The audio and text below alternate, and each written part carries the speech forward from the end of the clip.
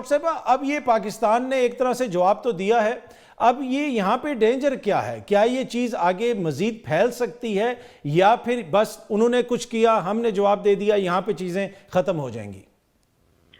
دیکھیں، حالات تو مشکل ہیں، اس میں کوئی دو رائے نہیں، لیکن اس کے ساتھ ساتھ جو سوچنے کی بات ہے وہ یہی ہے کہ دہشت گردی ایک ایسا عنصر ہے جو پورے علاقے کو اپنے گھیرے میں لیے ہوئے، اس لیے بہت ضروری ہے کہ اگر اس کا ہم خاتمہ چاہتے ہیں تو مشترکہ حکمت عملی اختیار کی ہے،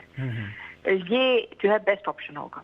لیکن اگر اس آپشن کے اوپر کام نہیں کیا جاتا تو پھر ظاہر ہے یک طرفہ فیصلے جو ہے یک طرفہ مشکلات پیدا کرتے ہیں، جیسے کہ ایران کے لیے اس صورتحال میں جو ہے ان کو دیکھنے کا مطلب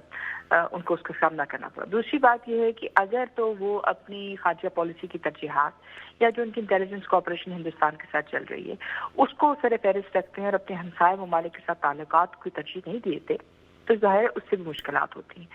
اب اس میں کوئی دو رائے نہیں ہے کہ اس وقت ایران کی جو IGRC ہے وہ خود بذات خود بین الاقوامی دہشت گرد تنظیم کے طور کے اوپر سینکشن یافتہ ہے۔ اس کے علاوہ ایران کی تقریباً 750 سے 950 فرد اور افراد اور اس سے زیادہ جو ان کی تنصیبات ہیں اور ان کی جو مختلف ادارے ہیں وہ بھی بین الاقوامی سینکشنز کی زد میں ہیں۔ اب ایسی صورتحال میں یہ اچھی روش نہیں ہے کہ آپ ایک واحد ہمسایہ ملک جو ہمیشہ آپ کے ساتھ کھڑا رہے، جو آپ کے موقف کو سمجھتا ہے، آپ اس کے ساتھ ایک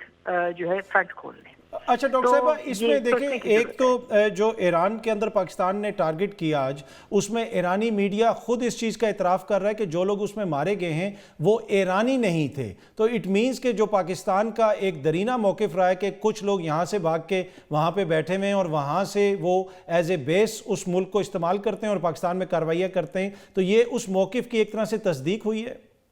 جی دیکھیں، بالکل تصدیق ہوئی ہے، اور پاکستان یہ انفارمیشن پہلے بھی شیئر کرتا رہا ہے ایران کے ساتھ۔ یہ بات نہیں ہے کہ ہم نے یہ یک طرفہ فیصلہ کیا اور ہم نے کوئی معلومات فراہم نہیں کی۔ جب آپ ایک انٹیلیجنس بیسڈ آپریشن کرتے ہیں جس میں بین الاقوامی دہشت گردوں کے خلاف آپ کام کرنے کی کوشش کرتے ہیں تو آپ ان کے بارے میں تمام جو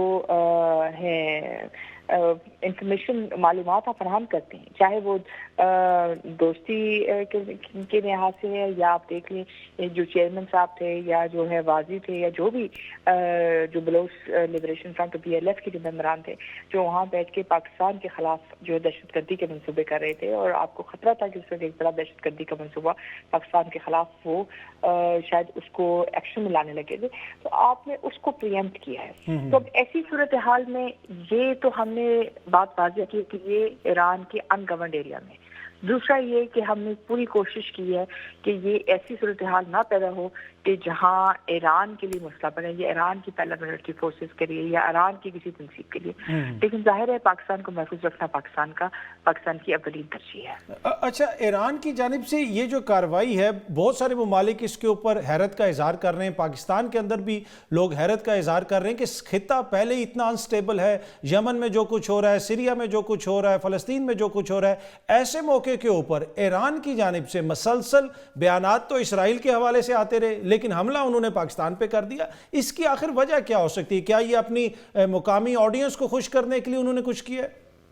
دیکھیں، اس میں دو تین چیزیں ہو سکتی ہیں۔ ایک تو یہ ہے کہ ان کے جو تعلقات ہندوستان کے ساتھ ہیں، آپ بھی جانتے ہیں، میڈیا پہ آپ کی مطلب بہت گہری نظر اور بین الاقوامی امور کے اوپر بھی کہ اس وقت جے شنکر صاحب جو ہیں وہ ایران کے اندر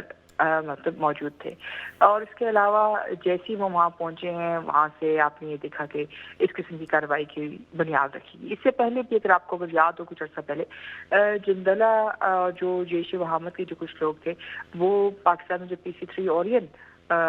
کے اوپر اٹیک ہوا تھا تو اس کے اندر بھی کچھ افراد وہاں سے ملوث تھے جو ایرانی بلوچستان سے آئے تھے۔ پاکستان نے ہمیشہ کہا ہے کہ اس علاقے کو محفوظ کیا جائے۔ دوسری چیز جو ظاہر ہے اندرونی محرکات ہیں جہاں لوگ کہہ رہے ہیں کہ کتنی حد تک ایران کی جو پالیسی ہے مشرق وسطیٰ کی اس کے اندر کامیابی حاصل ہوئی۔ اور تیسری سب سے بڑی بات یہ ہے کہ جیسے کہ آپ نے پروگرام شروع کرتے ہوئے کہا،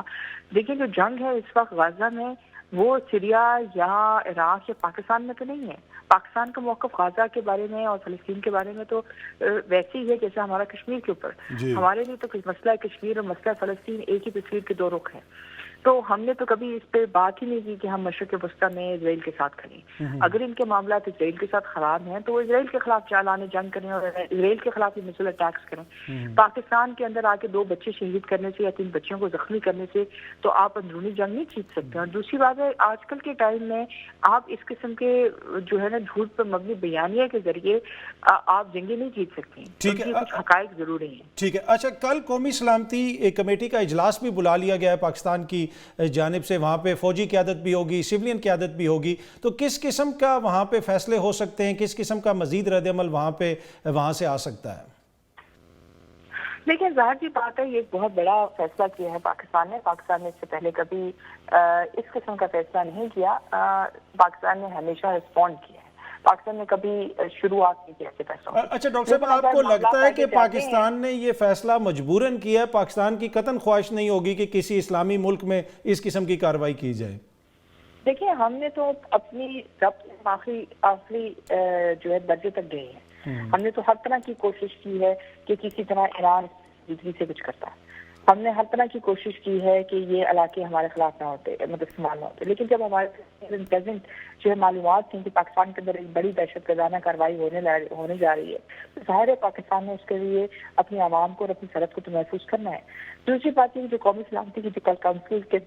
جو میٹنگ ہے ظاہر ہے وہ کچھ اہم فیصلے کرے گی۔ اس میں سب سے بڑا فیصلہ یہی ہے کہ پاکستان کی سرحد اس کو محفوظ کرنا، پاکستان کے عوام جان و مال کو تحفظ دینا، یہ پاکستان کی تمام عسکری اور سیاسی لیڈرز کی اولین ترجیح ہے۔ اور پاکستانی عوام اور پاکستان ہر قسم کی جو ہے جنگ لڑنے کے لیے تیار ہے، بالخصوص ایسی جنگ جو ہمارے پہ عائد کی جائے صرف کچھ لوگوں کی ذاتی مفاد کی وجہ سے۔